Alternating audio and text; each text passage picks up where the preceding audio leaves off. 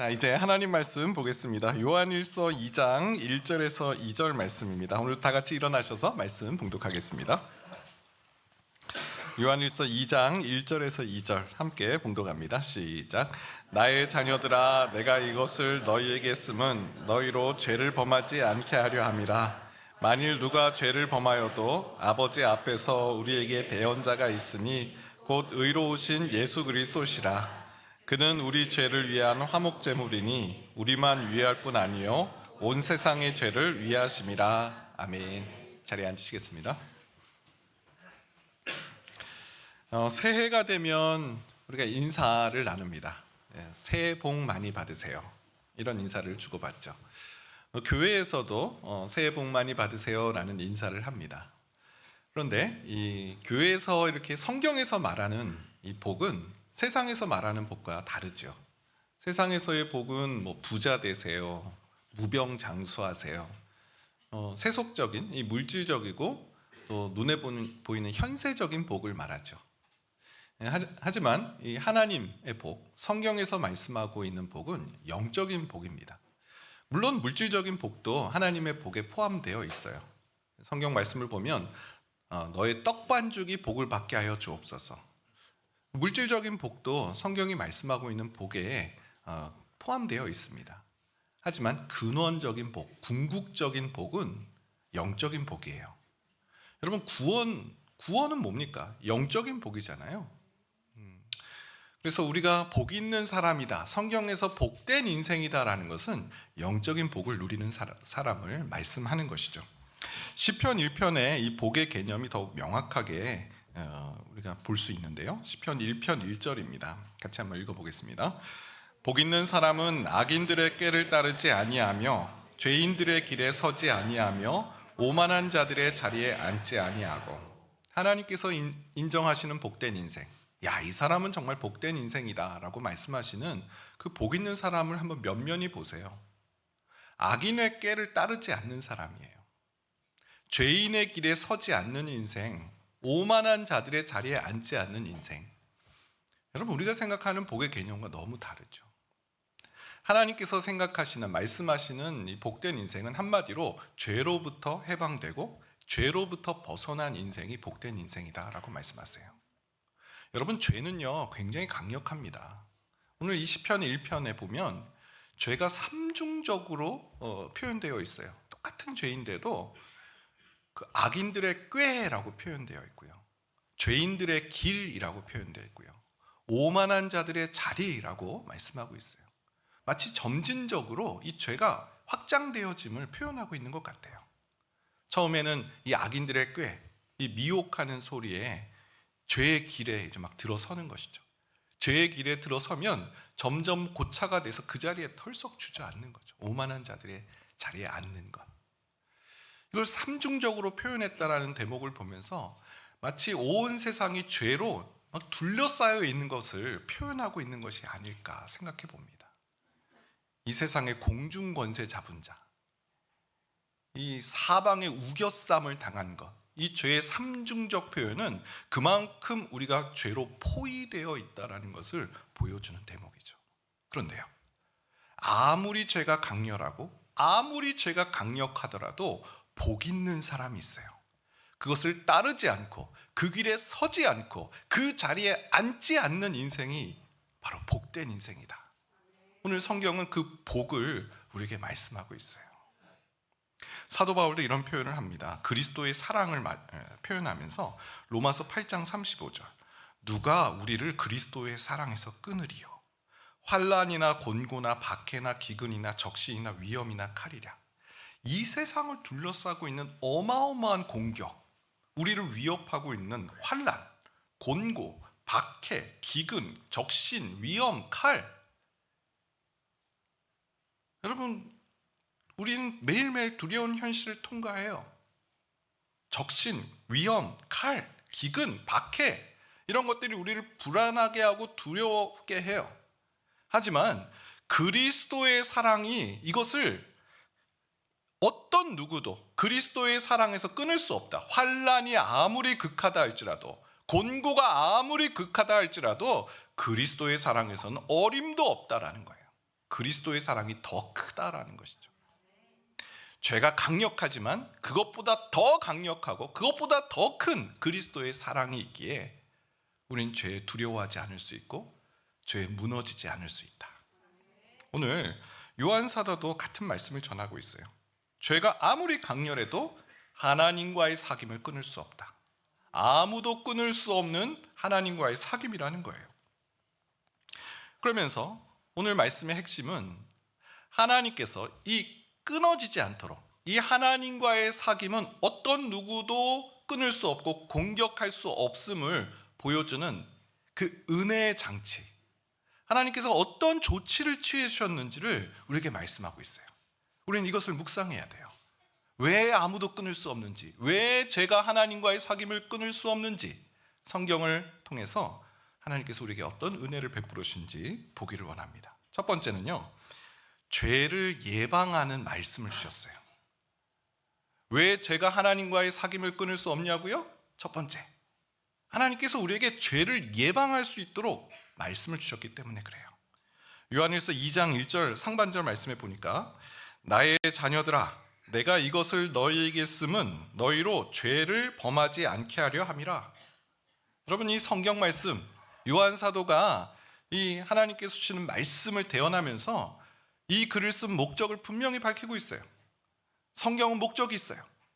우리로 죄로 나아가지 않도록, 죄를 범하지 않도록, 죄를 범하지 않을 수 있는 그 예방하는 그 목적으로 이 성경을 우리에게 주셨다는 겁니다. 여러분, 성경에는요, 죄에 넘어진 사람들의 기록이 참 많이 나와요. 이 그 다윗의 범죄 우리 보면서 야, 어떻게 이럴 수가 있나? 막 타임라인을 세워놓은 것처럼 다윗이 어떻게 착착착착 넘어졌는지를 세세하게 기록하고 있어요. 이유가 뭘까요? 다윗 나쁜 놈, 그걸 규정하기 위해서요? 아니에요. 하나님의 사람이 어떻게 죄에 넘어지는지를 우리로 분별하고 알게 하시기 위해 쓰신 거예요. 우리에게 주신 거예요. 성경은요, 죄를 예방할 수 있는, 죄를 범하지 않도록 쓰여진 책이에요. 요즘 매일 성경 1월 달에 본문이 여호수아입니다. 여호수아 9장을 보게 되면 여호수아가 기브온 주민들과 화친하는 그런 조약을 맺는 과정이 나옵니다. 여러분, 그런 조약은 맺어서는 안 돼요. 왜냐하면 하나님께서 분명히 여호수아에게 가나안 땅을 주시겠다라고 약속하셨어요. 그 땅과 화친 조약을 맺으라고 말씀하신 적이 없어요. 그런데 여호수아가 화친 조약을 맺어요. 그 일로 인해서 여호수아가 어마어마한 이 고초를 겪습니다. 이 기브온 주민이 이제 가나안 주민이거든요. 가나안 주민을 살리기 위해서 다른 가나안 민족과 싸워요. 전쟁에 휘말려요. 가나안 민족을 구하기 위한 전쟁을 하는 상황이 된 거예요. 백성들이 이 여호수아와 방백들의 리더십에 왜 우리가 이 전쟁에 참전을 해야 되냐고 불평을 토로해요. 내부 분열의 위기까지 겪었어요. 그러면 여호수아가 왜 이런 말도 안 되는 기브온 주민과의 화친 조약을 맺었을까요? 하나님도 금하시고 하나님께서 또 말씀하신 적이 없고 백성들도 이렇게 원하지 않는 그 길에 왜 들어선 거예요? 여호수아가 속았기 때문에 그래요. 성경은 기브온 주민들이 얼마나 전략적으로, 얼마나 이 아주 단단히 준비하고 이 여호수아를 속이려고 준비했음을 보여줘요. 그들은 이 포도주 가죽 부대를 가지고 옵니다. 보소서, 우리가 먼 나라에서 왔습니다. 우리는 아주 먼 나라에서 온 사람들입니다. 우리가 그 나라에서 출발했을 때 이 가죽 부대가 새 거였는데 지금 다 헐어서 낡아버렸습니다. 우리의 옷과 신발을 보십시오. 원래는 다 새 거였는데 지금 다 헐어버렸습니다. 우리가 가져온 양식을 한번 보실래요? 처음에 우리가 가지고 나올 때 아주 따끈따끈하고 김이 나는 거였습니다. 그런데 지금은 곰팡이가 서렸습니다. 우리는 아주 먼 나라에서 왔습니다. 우리를 경계하지 마세요. 그런데 우리가 여기 왜 왔는지 아십니까? 우리가 하나님에 대한 소식을 들었습니다. 그래서 우리도 하나님을 경배하기 위해서, 당신들의 종이 되기 위해서 우리가 왔습니다. 여러분, 여호수아가 이 당신들의 종이 되겠습니다라는 이 한마디 말에 얼마나 입이 이렇게 활짝 벌려졌을까 상상이 돼요. 이스라엘은 누구의 종이 되었지 주인이 돼 본 적이 없잖아요. 430년 동안 애굽에 종사를 했지 누군가 우리가 당신의 종입니다 했을 때 아마 마음의 무장해제 완전히 돼버리고 말았을 거예요. 성경은 이 기브온 주민들의 모습을 보면서 야, 정말 사단이 우리를 이렇게 단단히 넘어뜨리려고 작정을 하고 덤비는구나, 그런 생각이 들었어요. 그런데요, 그 본문을 자세히 보면 그런 작정하고 덤비는, 여러분 작정하고 속이려고 할 때 이거 막아내기 어렵잖아요. 근데 성경은 막을 수 있었다라고 말해요. 여호수아가 그런 작정하고 덤비는 거짓에 속지 않을 수 있었다라고 말씀하세요. 여호수아 9장 14절 15절이에요. 무리가 그들의 양식을 취하고는 어떻게 할지를 여호와께 묻지 아니하고 여호수아가 곧 그들과 화친하여 그들을 살리리라는 조약을 맺고 회중 족장들이 그들에게 맹세하였더라. 막을 수 있었다는 거예요. 여호와께 물었더라면, 하나님께 묻기만 했으면 이들의 정체를 알 수 있었는데, 이들은 3일길 옆에 있었던 가나안 족속이에요. 그걸 분별할 수 있었을 텐데. 여러분, 성경은 이렇게 우리에게 왜 죄에 넘어지는지, 이 눈과 귀를 켜놓고 하는 이 죄의 공격을 우리에게 알려줘요. 그래서 그걸 통해서 죄를 예방할 수 있도록 성경은 우리에게 그것을 기록하고 있다는 것이죠. 시편 1편의 악인들의 꾀, 죄인들의 길, 오만한 자리에 앉지 않는 인생, 어떤 인생입니까? 시편 1편 2절이에요. 오직 여호와의 율법을 즐거워하여 그의 율법을 주야로 묵상하는도다. 여호와의 율법을 즐거워하고 그 율법을 주야로 묵상하는 자는 죄인의 길 분별할 수 있고요, 오만한 자의 자리 분별할 수 있고요, 악인들의 꾀를 분별할 수 있다는 것입니다. 여러분, 우리에게 하나님께서 주신 은혜의 첫 장치, 첫 번째는 죄를 예방하는 말씀을 주셨어요. 두 번째, 하나님과의 사귐, 그 누구도 끊을 수 없는 이유는 우리에게 대언자를 주셨기 때문에 그렇습니다. 1절 후반절 말씀인데요, 대언자를 주심. 만일 누가 죄를 범하여도 아버지 앞에서 우리에게 대언자가 있으니 곧 의로우신 예수 그리스도시라. 만일 누가 죄를 범하여도, 죄를 범하는 거예요. 우리는 죄를 예방하고 방비하고 또 막아서지만 하나님의 백성이라 해도 죄를 지어요. 하나님의 마음에 합한 사람이었던 다윗 보세요. 간음죄를 저지르고요. 솔로몬, 그 지혜의 왕이라 했던 솔로몬도요, 그 나라를 어떻게든 지켜보려고 이방 여인과 정략 결혼 맺다가 우상 숭배에 빠지고 말아요. 여호수아도 그 충성된 종, 그 여호수아도 여리고성 점령한 후에 아이성 가볍게 보다가 또 넘어져요. 여러분, 성경에는 하나님의 백성이 죄에 넘어진 기록들이 많이 나와요. 그런데요, 이렇게 죄에 넘어지면 증상이 나타나죠. 마치 주 앞에서 쫓겨난 것 같은, 주의 성령이 떠나버린 것 같은, 실은 그렇지 않은데 그런 기분이 들어요. 그런 참담한 마음이 들어요. 그게 바로 죄가 주는 그런 영향이에요. 하나님께서 우리를 떠나지 않으세요. 우리가 설령 죄를 짓고 우리가 설령 하나님의 마음을 아프시게 해도 하나님께서 우리를 끝까지 사랑하신다고 하셨어요. 그런데 문제는 우리 편에서 그 죄로 인해 하나님 앞에 나아갈 힘이 없는 거예요. 아담이 나무 뒤에 숨었던 것처럼 우리는 그 참담한 마음을 견뎌낼 힘이 없는 거예요. 그래서 하나님 앞에 나아가지 못하는 것이죠. 그래서 만일 누가 죄를 범하여도 아버지 앞에 우리에게 대언자를 주셨어요. 그 참담함을 아시는 주님께서 하나님 앞에 설 수 없는 우리의 안타까움을 아시고 대언자를 주셨다는 거예요. 여러분, 탕자 이야기 잘 아시죠? 누가복음 15장의 이 탕자 이야기는 대언자가 어떤 분이신지를 우리에게 잘 소개해 준다라고 생각합니다. 탕자가 아버지의 재산을 다 호랑방탕하게 썼어요. 해외에서 탕진하고 돌아왔어요. 돌아오면서 탕자가 했던 말이 있죠. 그는 자신의 죄를 인지했어요. 야, 나는 이제 아버지의 아들 자격 없다. 나는 아버지의 자격이라고 감당하지 못한다. 이런 말을 해요. 누가복음 15장 21절. 아들이 이르되 아버지, 내가 하늘과 아버지께 죄를 지었사오니 지금부터는 아버지의 아들이라 일컬음을 감당하지 못하겠나이다. 나를 품꾼의 하나로 보셔서 아버지의 아들로 자격을 다 상실해 버렸다. 나는 아버지의 아들 아니다. 이 참담함을 말하는 거예요. 자기가 자기를 고소하는 거예요. 그리고 형이 또 고소를 합니다. 누가복음 15장 30절 보면 아버지의 살림을 창녀들과 함께 삼켜버린 이 아들이 돌아오매. 형은 탕자가 했던, 자기 동생이 했던 일을 조목조목 지금 밝히고 있어요. 아버지의 살림을 창녀들과 삼켜버린 그 아들이 돌아왔으면 받아줄 수 없습니다. 여러분, 이런 정죄가 죄를 짓는 우리에게 계속 들려요. 내가 나를 정죄하고요, 또 주변이 나를 정죄해요. 여러분, 이런 무너지는 거죠. 무슨 힘으로 버티겠어요? 무슨 힘으로 아버지 앞에 나올 수 있겠어요? 그런데요, 아버지가 이런 말을 하세요. 누가복음 15장 22절 23절.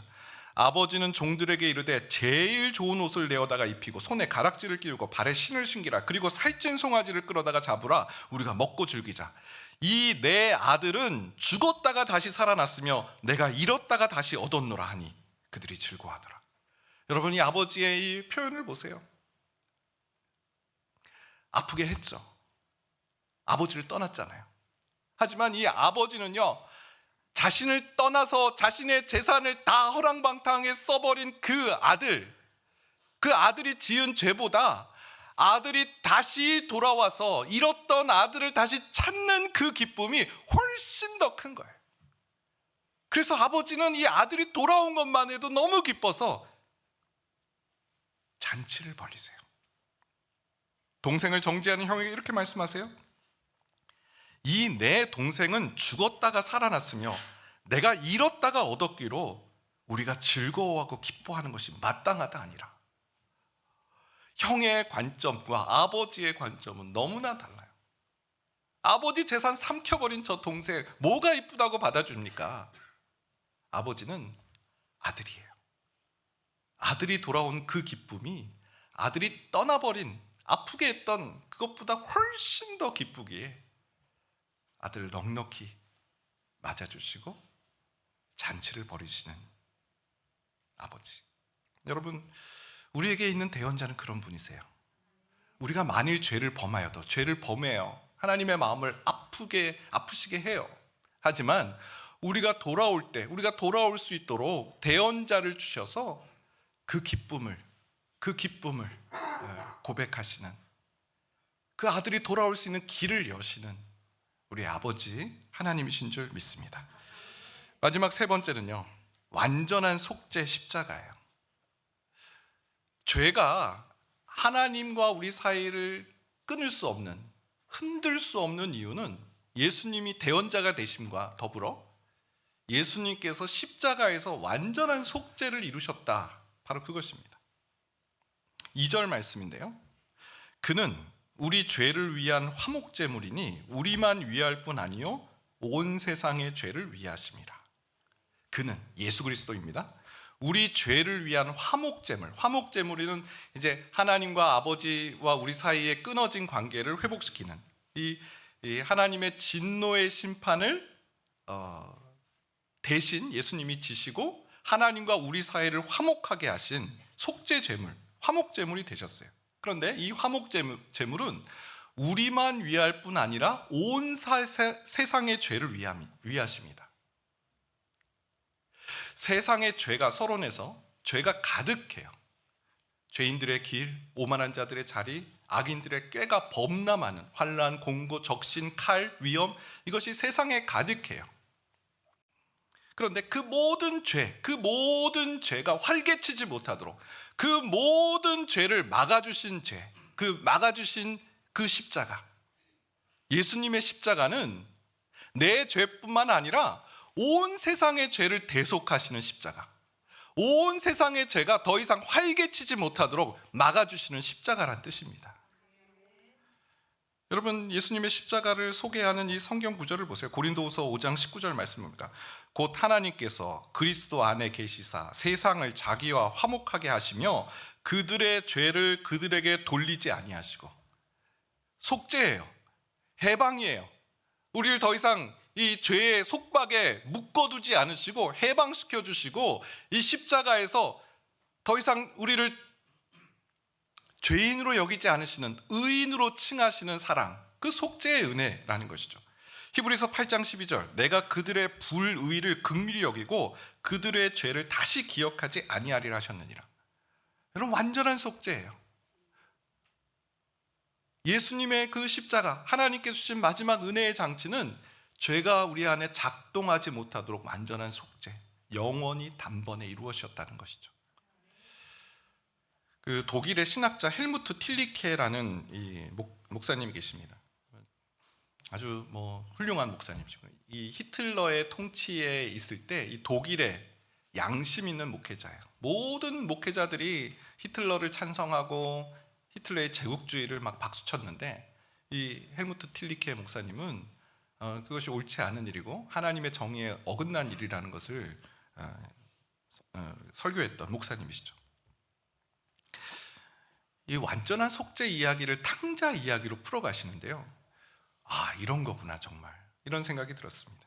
틸리케 목사님은 영적 상상력을 발휘해서 탕자가 집에 돌아온 이후의 스토리를 문학적 상상력으로 쓰기 시작하셨어요.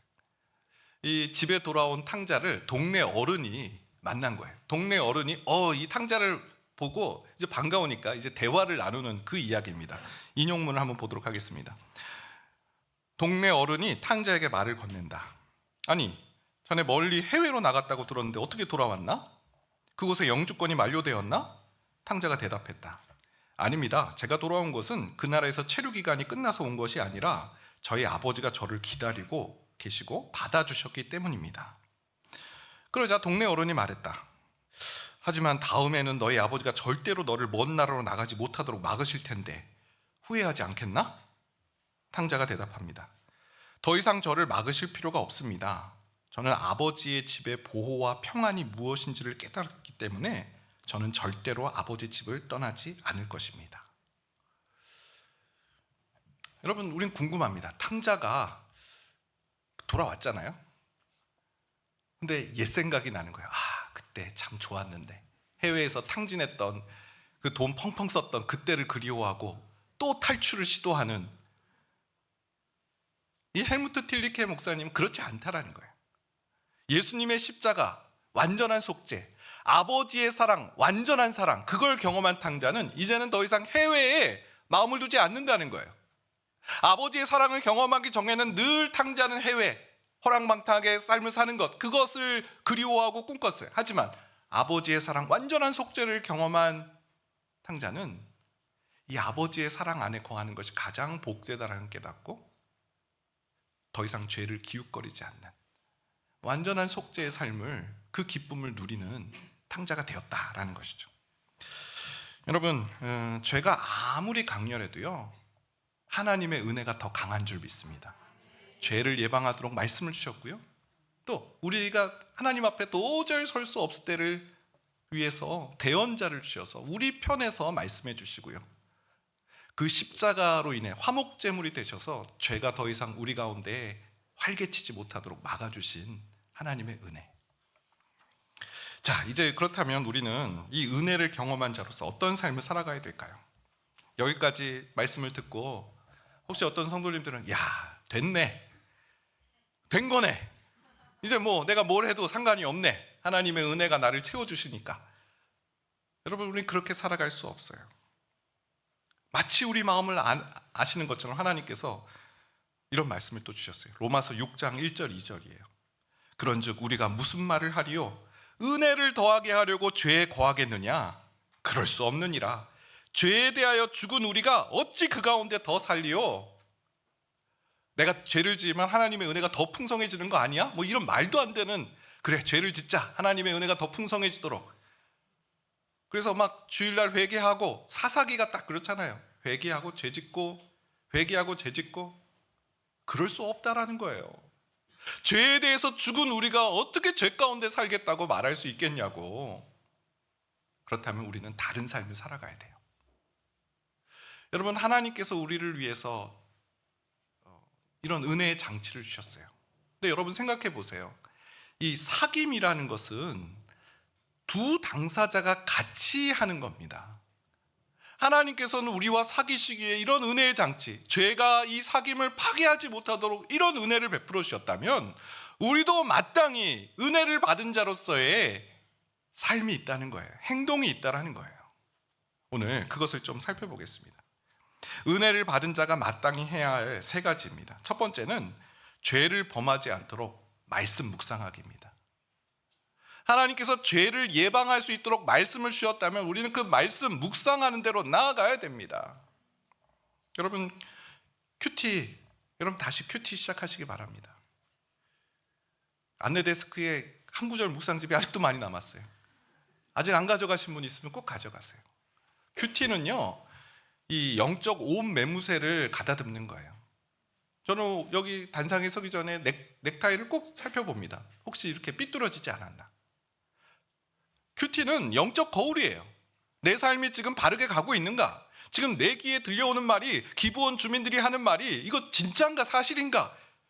진리를 보면 밝게 알 수 있어요. 오직 여호와의 율법을 묵상하는 자가 악인의 꾀를 따르지 않을 수 있다고요.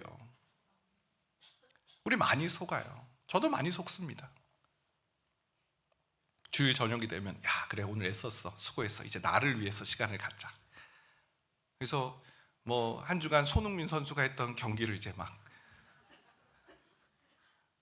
뭐 좋은 일이죠. 우리나라에 위해서 열심히 뛰는.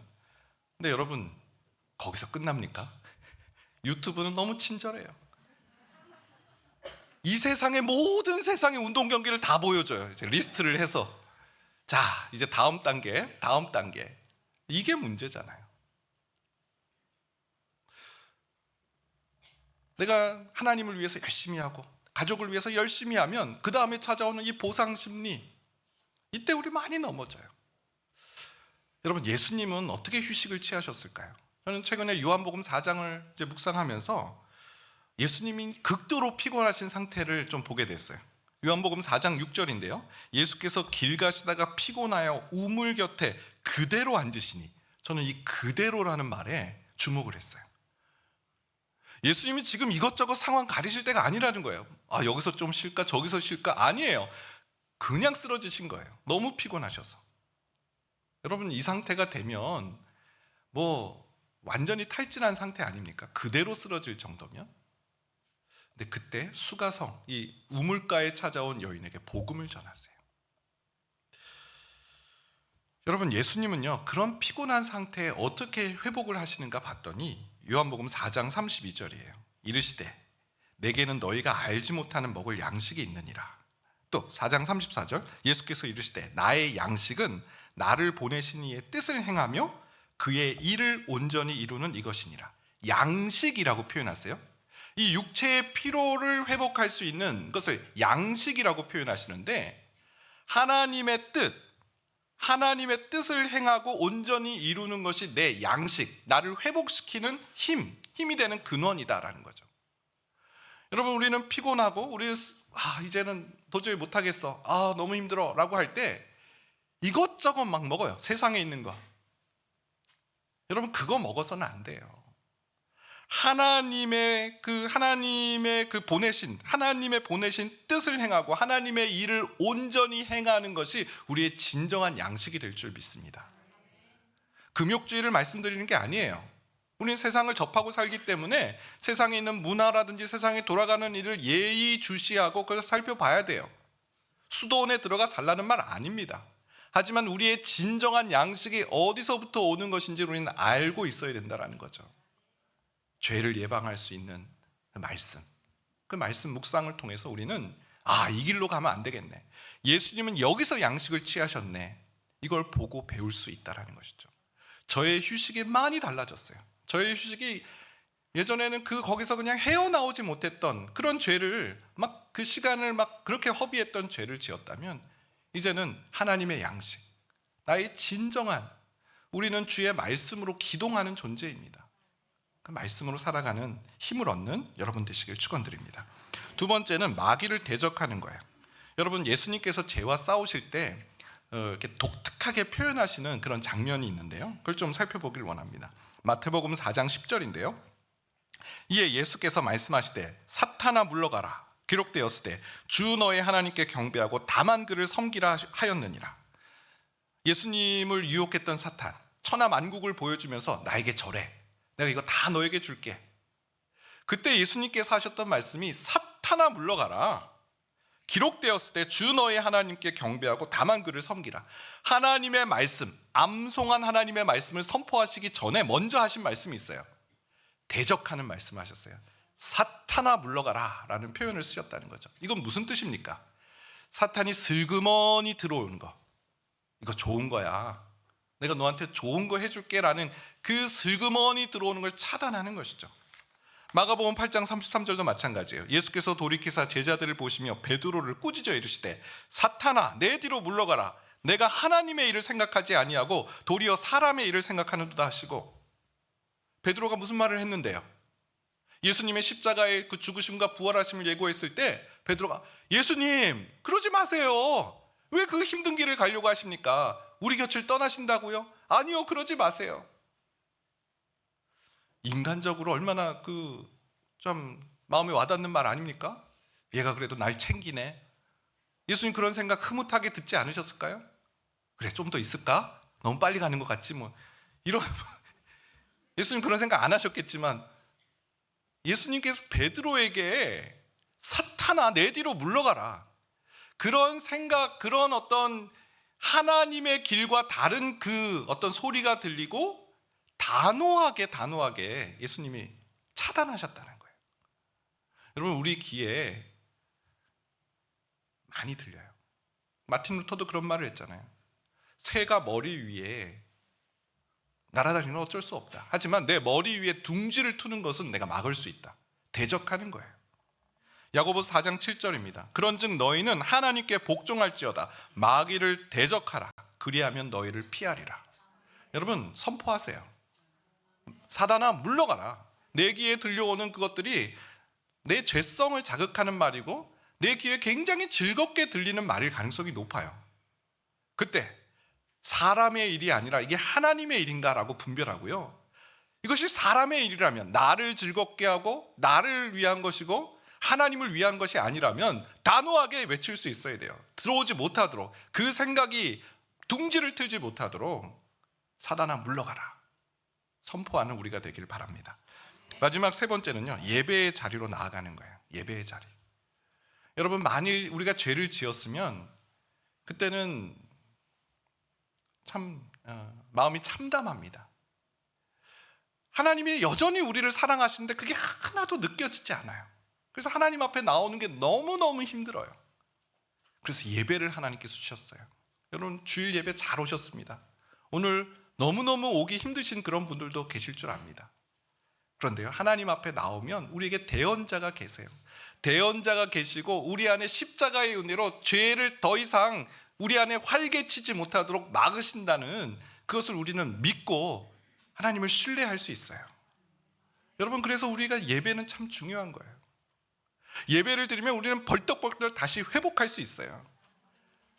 내 스스로는 하나님의 이름, 우리의 대언자를 의지하기가 너무 힘들지만 우리가 함께 모여서 찬양하고 말씀을 듣고 기도하는 일을 통해서, 맞아, 나에게 대언자가 계셔.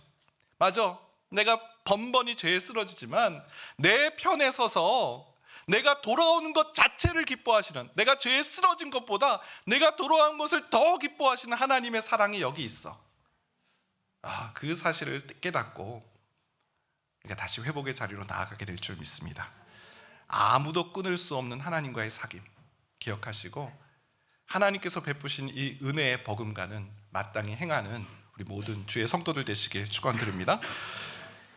찬양하겠습니다. 그 크신 하나님의 사랑, 하나님의 사랑 말로 다 할 수 없습니다. 우리에게 베푸신 이 은혜를 찬양하며 고백하는 오늘 찬양 되었으면 좋겠습니다.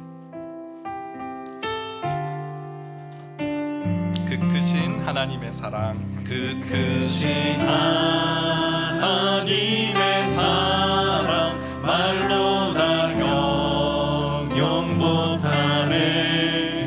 저 높고 높은 별을 넘어 이 낮고 낮은 땅 위에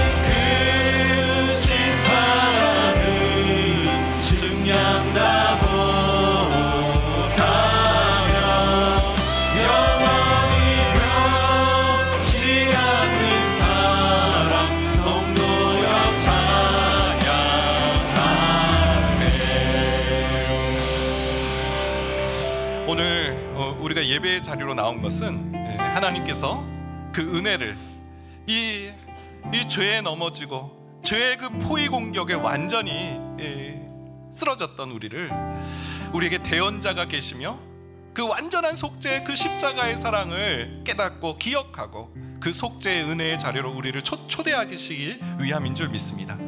하나님 감사합니다. 이 예배의 자리로 우리를 불러 모아주시고 우리를 다시 시작할 수 있는, 하나님과의 사귐을 다시 시작할 수 있는 기회 주심을 감사합니다. 이제는 죄를 예방하는 삶을 살겠습니다. 죄가 아무리 쓰나미처럼 오더라도 사단아 물러가라 대적하며 나아가겠습니다. 그리고 그리스도 그 대언자 계심을 기억하며 예배의 자리로 나아가는 성도 되게 하여 주옵소서. 우리 주여 한번 외치시고 기도하며 나아가겠습니다. 주여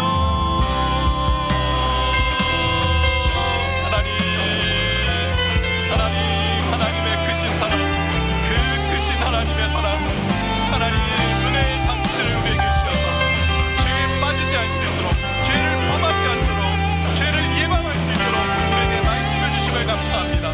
하나님, 죄가 아무리 우리를 강렬하게 했습니다. 죄가 아무리 우리를 포위한다 할지라도 죄인의 길, 오만한 자들의 자리, 악인들의 꾀에 빠지지 않을 줄 믿습니다. 오직 여호와의 율법을 즐거워하고 그 율법을 주야로 묵상할 때 우리는 죄를 예방할 수 있고 죄를 범하지 않을 줄 믿습니다. 하나님 말씀 앞으로 가까이 나아가는 주의 성령을 되게 하여 주옵소서. 다시 말씀 앞으로 나아가 영적으로 교정받는 우리가 되게 하여 주옵소서. 하나님, 우리는 쉽게 자꾸 넘어집니다.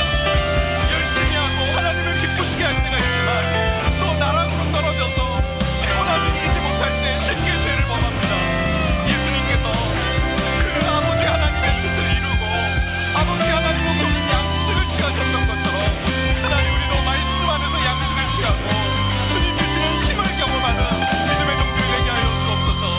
우리의 힘이 막히게 하여 주옵소서. 우리의 휴식이 막히게 하여 주옵소서. 또한 하나님, 마귀를 대적하는 삶을 살게 하여 주옵소서.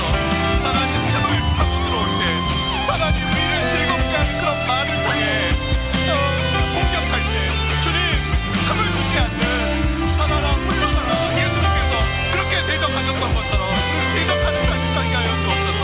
그리고 하나님, 우리에게 예수 그리스도 우리에게 대언자가 계심을 예배를 통하여서 하나님 예배 가운데 나와서 우리에게 얼마나 크신 은혜를 베풀어 주셨는지 그 속죄의 사랑, 죄를 완전히 기억하지 않으시고 죄를 우리에게 돌리지 않으시는 그 십자가의 참사랑 주님 기억하며 찬양하는 하나님 백성들 될 수 있도록 주님 인도하여 주시옵소서. 성령님 역사하여 주옵소서. 하나님, 우리를 포기하지 않으시고 이렇게 하나님의 은혜가 얼마나 큰지를 다시 귀에 들려주시니 감사합니다. 죄를 범하지 않을 수 있는 길을 여셨고 또 우리에게 대언자를 주셔서 설령 우리가 죄 가운데 넘어졌을지라도 우리가 돌아오는 것, 그것 자체가 너무나 기뻐서 우리가 지었던 그 죄를 기억하지 않으시는 그 속죄의 사랑을 우리로 깨닫게 하시니 감사합니다. 우린 주님 앞에 나갈 힘이 없습니다.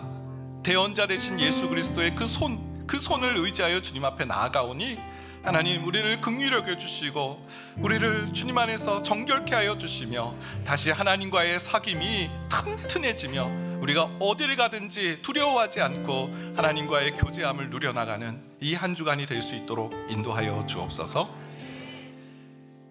지금은 우리 주 예수 그리스도의 은혜와 하나님의 그 크신 사랑하심과 성령님의 인도, 교통, 위로하시는 놀라우신 은총이 아무도 끊을 수 없는 하나님과의 사귐, 하나님, 우리도 그 사귐을 단단하게 세워나가기로 마음에 다짐하는 이곳에 모인 모든 주님의 권속들 머리 위에 이제로부터 영원까지 함께 하시길 축원하옵나이다. 아멘.